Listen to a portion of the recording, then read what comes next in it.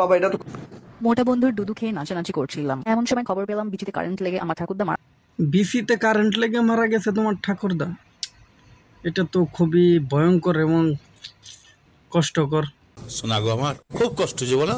সেই খুশিতে দুঃখে রেডি হচ্ছিলাম হসপিটাল যাওয়ার জন্য। শরীর দেখানো একটা জামা পরে আমার গোপগুলো তুলে নিলাম। স্ট্রিপ টানতেই আমার পথটা ফেটে গেছিল। এখন আমার নশেলি চোখ দুটো মাস্কারা লাগিয়ে আরো বেশি নশেলি করে তুলবো। কে রে, তোর ঠাকুরদা মারা গেছে, তুই এভাবে সাজু কাজু করতেছিস, আবার চোখে কি দিচ্ছিস, এগুলো কেন? যাতে আমার চোখ দেখে মর্গে থাকা লাশগুলো জেগে ওঠে। তারপর লিপস্টিক লাগিয়ে আমার ঠোঁট দুটো একদম শুয়োরের পোদের মতো করে ফেলেছি। দেখ দেখ কি ধরছো দামাইয়া, কয় কি এগুলো কইতে তোর লজ্জা লাগে না? তার মধ্যে আবার নিজের ঠোঁট।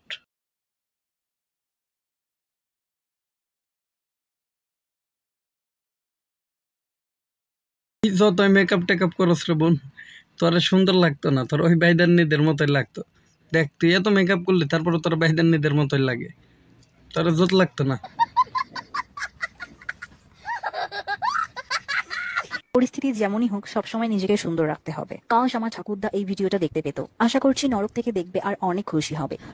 তোমার ঠাকুরদা এই ভিডিও দেখে নরকে থেকে অনেক দেখে মানে অনেক খুশি হবো, আর দেখে মনে করো যে তার দাঁড়িয়ে দেব না না, আই মিন পশম। টপার প্যান্টটা কিন্তু আমার ঠাকুরদাই আমাকে কিনে দিয়েছিল। বুড়োর পছন্দ একদম চাকাচাক। ফাইনালি আমি রেডি হয়ে গেছি, আর বেরোনোর আগে একটু রাম খেয়ে নেব। এগুলো ব্লগ তোরা কেমনে করস, কেমনে সম্ভব? তোরা এই ব্লগ দেখে আমাদেরই দাঁড়িয়ে যাইতেছে না, মানে শরীরের পশম নেগেটিভ নেন কেন? আমাদেরই দাঁড়িয়ে যাচ্ছে, অথচ তার দাদুর নাকি